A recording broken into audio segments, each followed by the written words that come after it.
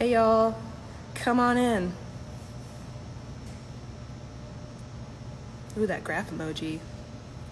We're doing well here at MCAC. We are in our big empty building, and we are very much missing everybody that would normally be here with us in the afternoon. But we're excited that we can do stuff like this online. So Ianne's here. I'm gonna let them in. Hey y'all.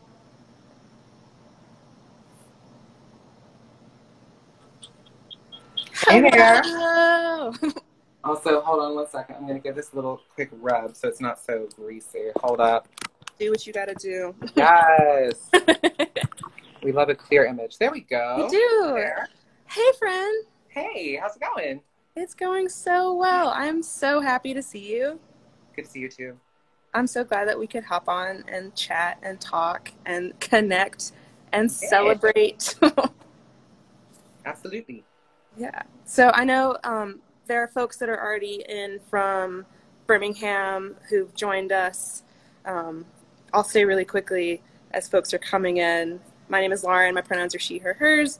I'm the youth programs coordinator at the Magic City Acceptance Center in Birmingham, Alabama. I am here in Birmingham in our lovely but empty building, but excited to connect online as you do. Ianne Stewart. Hi. Hi. For those who don't know me, my name is Ianne Field Stewart. I use they, them, she, her pronouns, and I'm the founder of the Okra Project. Okay, so like I told you, I was like, I have things, I have questions that I wanted Here to for ask it. you, but also I'm just like so excited to chat with you and reconnect as Birmingham folk. Yeah. We tell all of our young people all the time here in Birmingham, like, I'm not gonna like fan out too much on you, but we are so proud to like lift your name here and talk about everything that you do and talk about the work that you did while you were here in Birmingham and that you still connect to. So we celebrate you. I know that you know. I feel the love. I do. I feel the love. And I Good. have to give a shout out. I mean, I'm really excited. That's why I was so excited to make this happen today because I feel like MCAC was one of the first places that gave me a home to really, stretch my wings. And that summer with Amanda and I love y'all too. And that summer with Amanda and getting to, put on the non-binary fashion show and getting to and just getting to step into our bodies in that way was just like such an impactful time for me. I feel like as an organizer and as someone who was just kind of first stepping into what it meant to be a leader. I think back to often a conversation I had with my mom where, she had to recognize within herself that, she's like, oh, like, I'm trained not to see someone like who is even herself being a leader and and a woman leader, like it's like she's not trained to see someone like me in a position of leadership who takes over, and yet I have done that my whole life. And so I'm just very happy to be here and always excited to give back to oh my gosh, stop, label that I foul. know that's Amanda Oh, checking in from our Cutie Pock Talk account. love it. But yeah, it means so much to me. And I feel like also like as someone who has, moved from being moved from Birmingham and come to New York, it is so important to me always to make sure that I'm still giving love to Birmingham and to the Deep South in general, because like I feel like so many times we treat like racism, transphobia, all of these large systemic issues as if they are regional prejudices when they are international epidemics, and we can see that as evidence like by the myriad of events that have happened this year. And so it feels all the more important that we recognize not only that the history of racism and the history of transphobia and the history of queerphobia that is in the Deep South, but also that we recognize the long history of resistance. All of our civil rights leaders, all of the people who are like at the forefront of making the kind of institutional and generational change for the better have come from the Deep South. And so it's always important to me to get back to where I come from. Like, see, this is why I was so excited to talk to you, because I remember in like 2013, 2012, 14, when we were starting to do the Family Matters project here in Yeah. Birmingham. Like, I remember being so proud of our Birmingham youth community then, and now getting to watch everyone who was a part of that show, that photography exhibit, grow and go off and do all this incredible work. I'm like, this is it. Like, we knew when we were together then, and now getting to watch everybody has been so incredible. Yeah. Yeah. So we were proud of you then, proud of you now. It's like, I was legit like so proud to be in that community and get to watch, you know, we were as young people really claiming space in Birmingham. Absolutely. And still do. And still.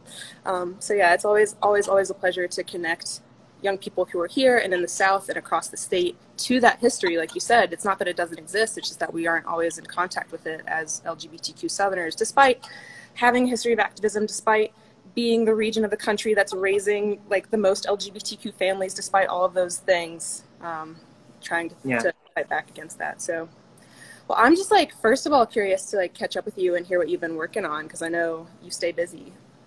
Gosh, the past 3 months specifically have been probably some of the most grueling of my life for a myriad of reasons.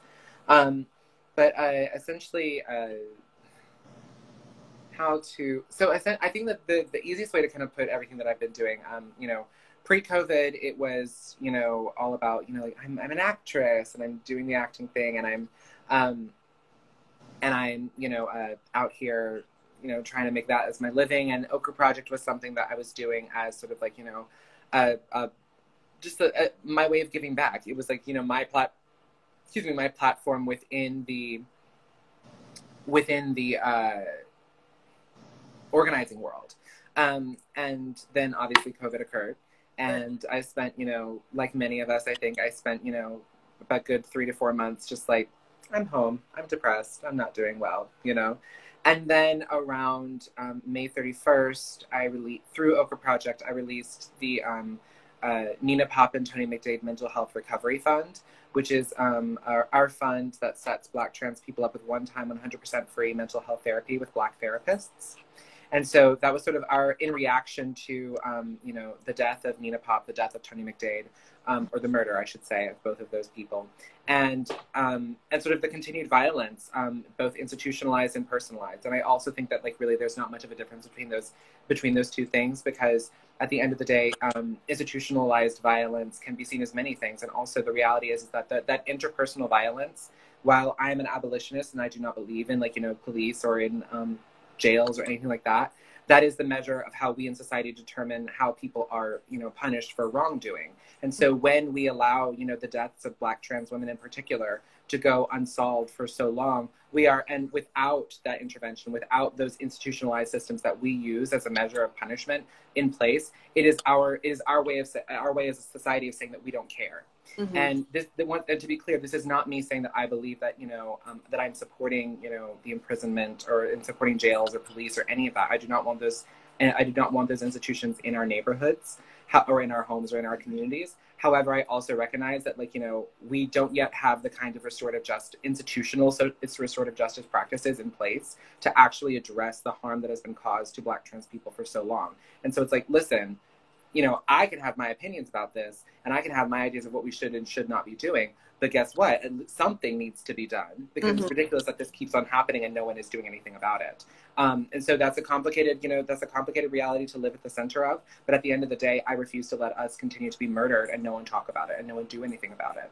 Right. So that was a tangent. But essentially, what I've been doing is, you know, working when we released that fund. Within about 3 or 4 days, we had started raising $100,000 a day, all through individual donations. And it's been the most incredible journey and such a beautiful and touching thing to experience. And I've been so grateful to essentially bring this over the last 3 months, spend the time bringing the Ochre Project from, you know, a collective with, you know, $6,000 in a dream to, you know, a full-fledged organization. And now the thing that can support me and help me make a living, and the thing that I can also provide other Black trans people with employment and ways for them to make a living as well. So that's kind of been the last 3 months, like still acting, still an actress, not giving up on any of my dreams, you know, but just, you know, we're just enjoying the benefits of, you know, being a salaried girl these days. Oh, yes.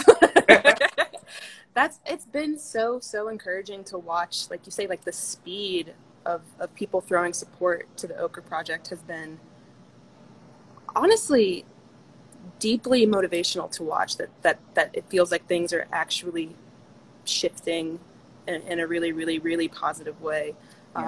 Watching Brooklyn Liberation was mind-blowing.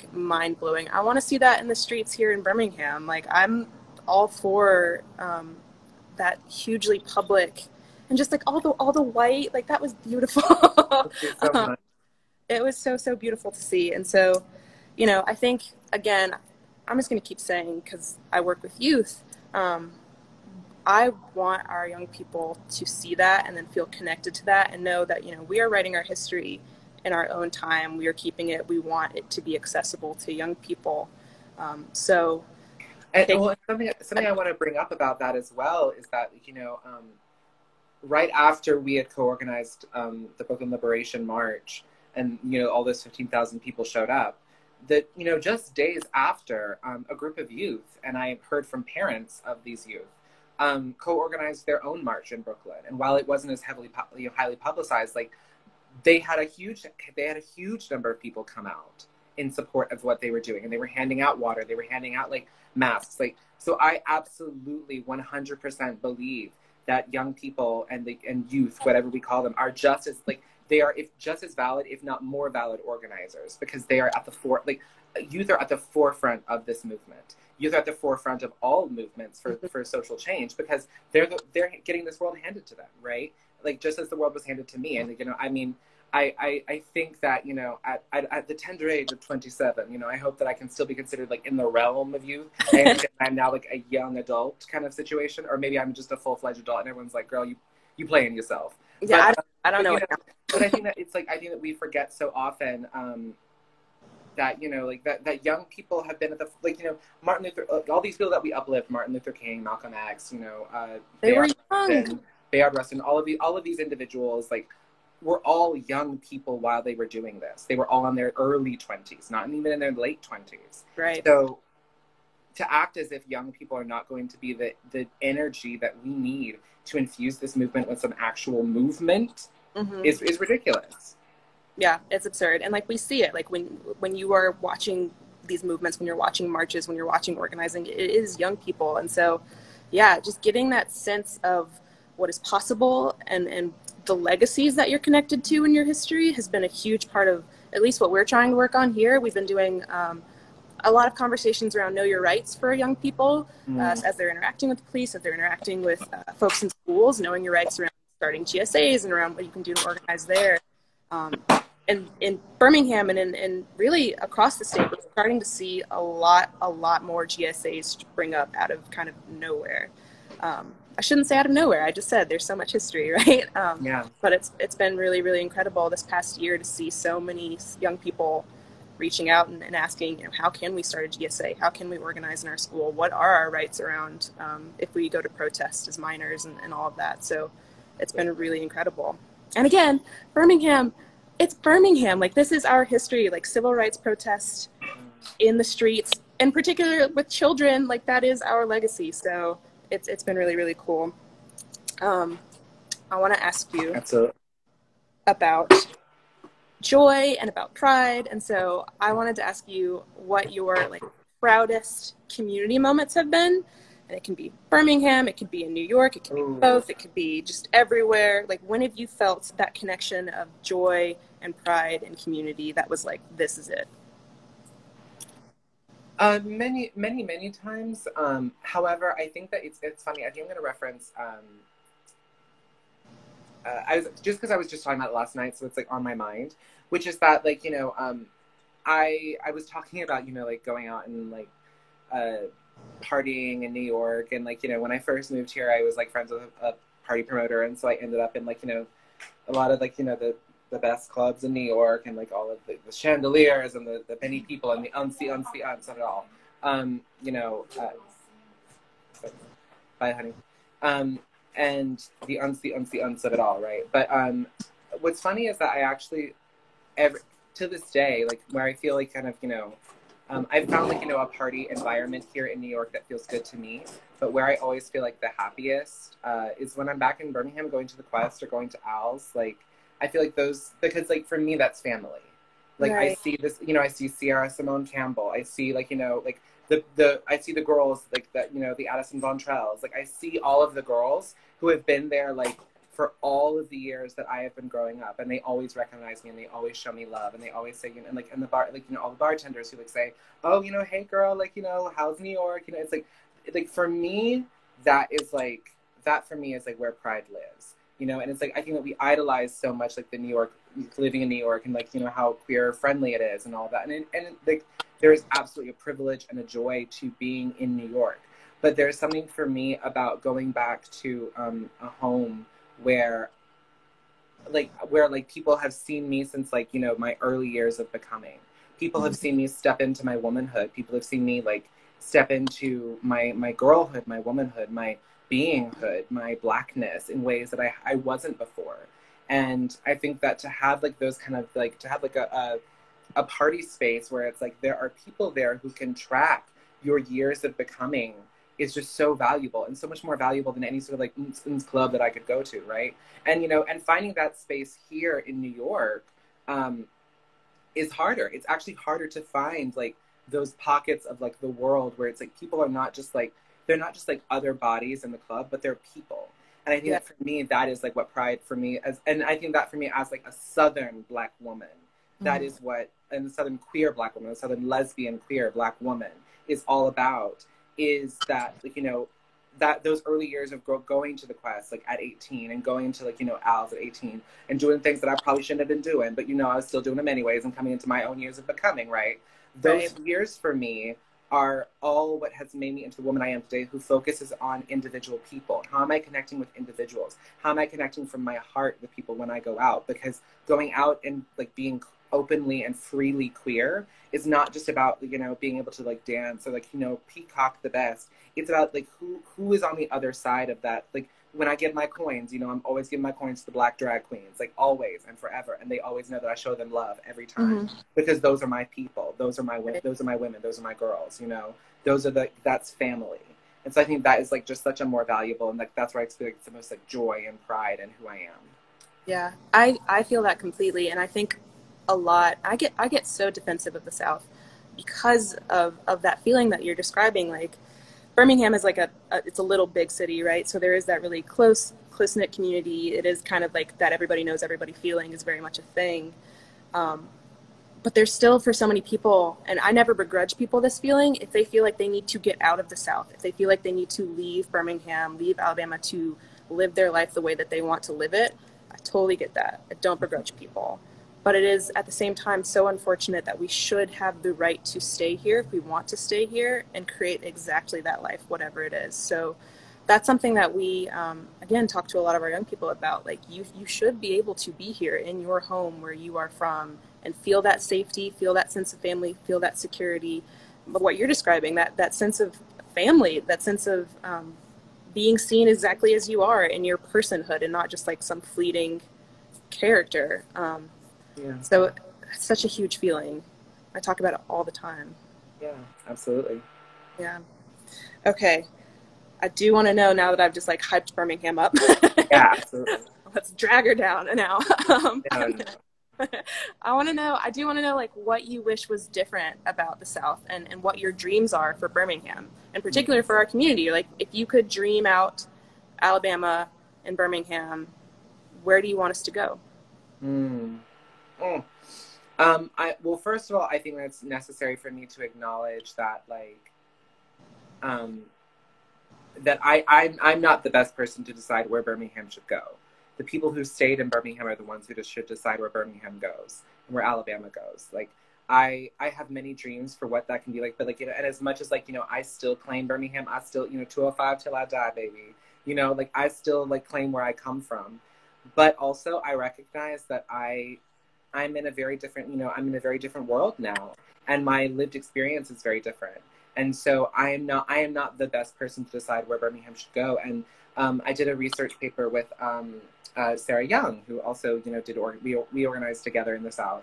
And one of the things that we discovered was that one of the greatest problems that people face as far as creating GSAs, as far as doing this necessary work, is that so many people from outside of the South are coming in and are defining what the South is.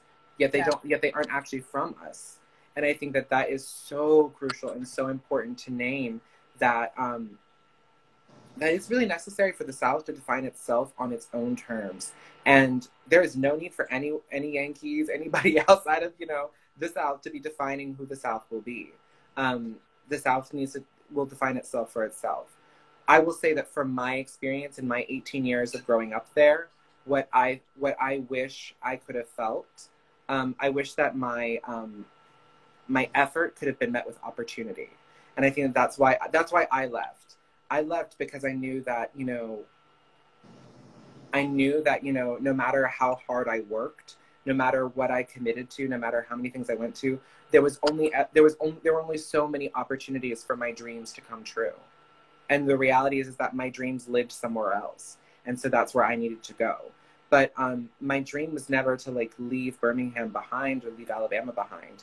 That, Alabama and Birmingham both have a very special place in my heart. There's a reason that the girls see me. When I'm back, the girls see me. And there's a reason that the girls see me. It's because it doesn't make sense for me to go back home and not be back home. You know what I'm saying? And so, like, honey, I'm a girl who grew up in the Cahaba River, honey. They dropped me in that water, and I rose up out, and there I was. You know what I'm saying? So I am not like, I'm not a city slicker. No matter what the girls may give now, no matter what the girl may give now, like at my core, I am a Cahaba River girl. So I think that I also have to give a shout out to the Cahaba River Society, and mwah, love you too. Mm-hmm. And I have to give love to the Cahaba River Society. Shout out to my mama, Beth Stewart, who's doing her thing. I give a shout out to all of, the organizers and the people who are doing the work back in the South to protect the environment. I want to see, like our natural resources, the things that make us so beautiful, our woods, our forests, our mountains. Shout out to Ruffner Mountain. Shout out to, yes, come on, Ruffner. Where I went, come on, I went to the camps too, girl. Come on now. What? I was right below it. The Camp Cosby's, the camp, all the places that we went that were part of our, summer childhood. Like, all of those places are, they're gorgeous. They're such incredible natural resources. And so I feel like I hope for, greater environmental sustainability in the Deep South, because our land is just so gorgeous. I hope for, deeper investment in Black organizers who are working in the Bible Belt, who are working in the city, outside of the city, in rural areas, because we love to forget that Black folks live in rural areas. And we don't just live in the city. Like, one of the greatest atrocities that has happened to Black people is that white people tried to take away our belonging to the land. Like, are you kidding me? We made this land, and then you just gonna try to rip us away from it? Like, no, like, we belong to land. We belong to the ground, to the earth, And so it's like, yes, we may live in cities, and that we belong, shout out to Southside, shout out to, all of the shout out to all the places that, the girls don't want to go to, because you think whatever is giving Bessemer into wherever you think you're going to go, and you just think you're going to keep it cute. No. Shout out to those places where Black people are living, breathing, creating culture and art that all of you girls up in the North, all of you girls everywhere else are copying from. So I think that, what I want to preserve about the South that I think is so beautiful is our ability that, no matter where I go, everyone says, good morning, good afternoon, hello, and how are you doing? I want to preserve our natural resources, our land that we helped cultivate and bring to life and made so beautiful. I want our Black neighborhoods to be preserved, to be maintained, to be given resources to. I want all of us to have everything that we need. I'm there. And all the time, we want to remind people, we want to remind our young people, that is possible. That is what you deserve. It's not something that is this foreign concept, right? Like, that is homegrown activism that is here for us. And I think that's the thing, is that we have to also remember that we exist at all of these intersections. To be a Southern Black woman, to be a Southern Black queer woman, to be a Southern Black queer trans woman, to be a Southern Black queer trans lesbian woman.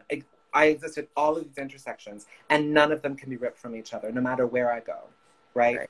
And I will always show love to the girls, always, wherever I go. I will never shit talk Alabama. I will never shit talk Birmingham. I understand the politics of Alabama. I understand that things can be so, that things can feel so disheartening, because I felt that too. I felt that too when I was a little Black girl in Birmingham trying to find my way into my womanhood. and not being told that I had that option or that permission. But the thing is that, you know, when I went, you know, and I also want to shout out that, you know, there are students, like, my alma mater is the Alabama School of Fine Arts. I fucking ride hard for ASFA.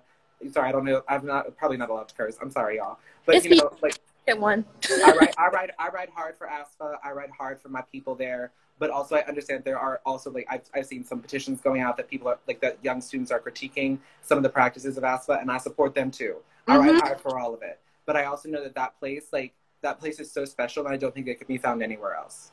And so where I went to school, where I found love, where I found home, where I found my sense of stepping into my womanhood, my beinghood, my sense of belonging, you know, Virginia Sanford Theater, all of these places that I'm naming, that I'm calling out, like, these are all a part of my years of becoming. And I will never let them go. And they all need to be preserved. They all need to be held onto, because a little Black girl like me got to where I am today because of those places. Yes. So if there are any little Yankees up in here who follow me, who whatever, you think you're going to get cute about the Deep South, try it again. Don't do it. Don't do it.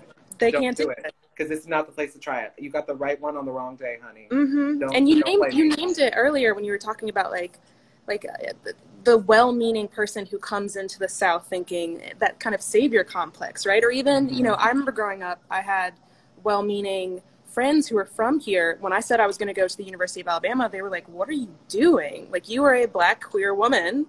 Go, get out, go somewhere else. And so, not helpful. It's so not helpful. And I think people, again, I'm going to assume. Because where am I going to go to? Right, like, I'm from here. I went to school in the Midwest. I experienced more racism there than I ever did in the Deep South. And they don't want to talk about that. They don't want to talk about that. You don't want to talk about it, baby. My school is 2 blocks away from where Martin Luther King wrote his letter from Birmingham jail. And you really think we ain't never had no conversations about racism? But, I'm going to go to the Midwest, and all of a sudden they're like, oh, that's just a Southern problem. Girl, what? Please. They don't, It's those people, that, like, what I loved about the Deep South in regards to how we understand race is that we know exactly where racism is and exactly what it looks like. And ain't no one trying to play in my face about it, because you can't. We're literally standing on the ground where it all happened. What you gonna say to me? What you gonna say to me across from these statues of these dogs? What you gonna say to me? Let's go outside of 16th Street Baptist Church. Let's talk about it. Right. You really think, like, those little girls in there, that you gonna tell me? All right. You know what I'm saying? But here in these, like, kind of these meccas of queerness, these meccas of, like, you know, like, you know, it's the greatest city on the earth. And, like, you know, and I love New York too. I ride hard for New York. But also, I know what New York is. Y'all be thinking that it's all just one thing. No. We don't need to go elsewhere to create home.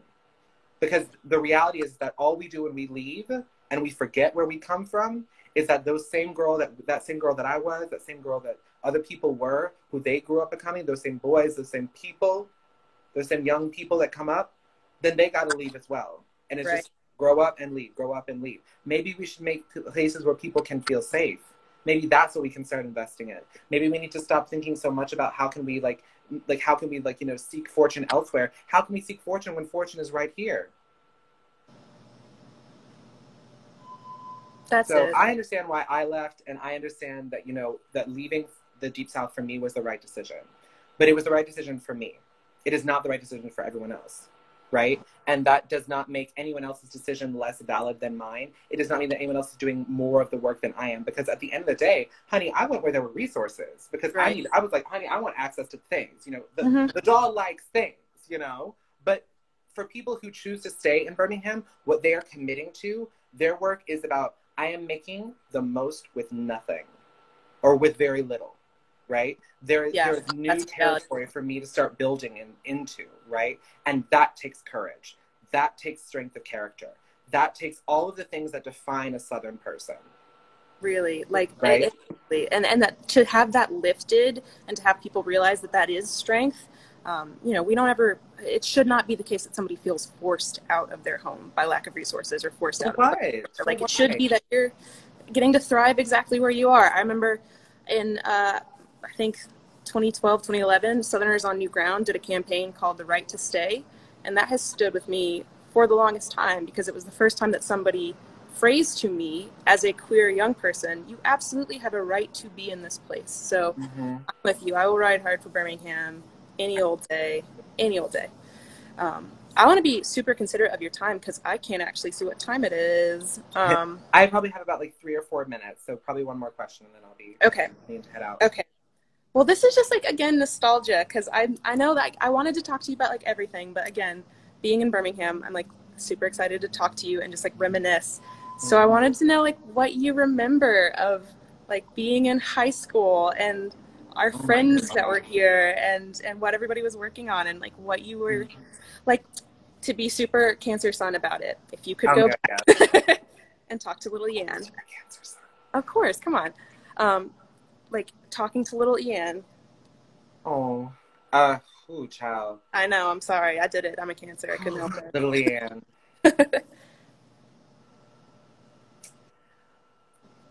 I think little Ianne she was very lost for a long time. She was very, because she was surrounded by a world that told her one thing and she knew that there was something different. She knew that there was something better. She knew that there was something stronger within herself. And I think that one of the things I would tell her is like, girl, you got this. Just, you're doing right, because I think that, like, whether it be because of my 4 fire placements and like 3 of those being Leo, I just like, honestly, like, even no matter how much I was tormented, no matter how much people like, tried to harm me and tried to hurt me, I still knew I was the doll. And I was like, I mean, I hear you saying these things about me. It ain't got that flavor. That ain't my flavor, And so I think that, like, having that, I just had the audacity.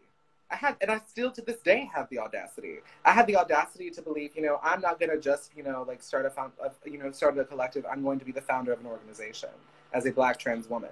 And I'm going to be a founder of the organization who is able to say no and yes. I'm going to be part of changing the real lived experiences of Black trans people. And, I just had the audacity. And I continue to have the audacity. And so in many ways, it's like, you know what, girl, it's hard. It's not going to necessarily get easier because I don't believe in that it gets better nonsense. Right. I believe it gets what it needs to get. It gives what it needs to get, And so I think that for me, in many ways, I think I would still tell little Ianne to be just as audacious, if not more audacious, and to hold on to it. I mean, I look back at who I was at that time, and I was just stepping into leadership. I was stepping into myself. I was stepping into like so many things, like, and laying the groundwork for just, who I wanted to become and who I wanted to walk into the world as. And so I think in many ways, like, I just hope for more little Black girls like me, or more little Black girls who aren't necessarily, like, who don't necessarily start out like me, but still arrive into our womanhood in the same way, I want all little Black girls to just be audacious, to have the audacity to say, I'm fly, I got this. I want little gay Black boys to be audacious and to say, girl, period, I'm out here. I'm gonna live my dreams, okay? I want little queer kids to be audacious and to have the audacity to say, today I stand up and today I fight another day, Whether it be for my own joy, whether it be for someone else's joy, but today I will fight that good fight. And I think that's like something I remember so fondly about ASFA, is that I think that, like, I just remember so many of the young people that I was, growing up with. So many of us were just had the audacity. We had the audacity to dream. We had the audacity to fight back. We had the audacity to say no to adults. Because I believe that more young people need to be saying no to adults, to our faces, and don't need to get beat for it. Don't need to get their ass whooped. I'm sorry, I said a second one. I'll drop some coin. It's fine. It's fine. But I'm saying, like, I just like, more, like, I need more, young people to just start saying no, to say, no, this does not work for me. No, I'm not going to be traumatized in this way. No, I need to stand up and I need to fight back against these systems that feel wrong. Also recognize that sometimes you need to be a little less audacious and you need to listen, because that's another thing that grown Ianne still needs that lesson. That sometimes I need to listen a little bit more than I talk.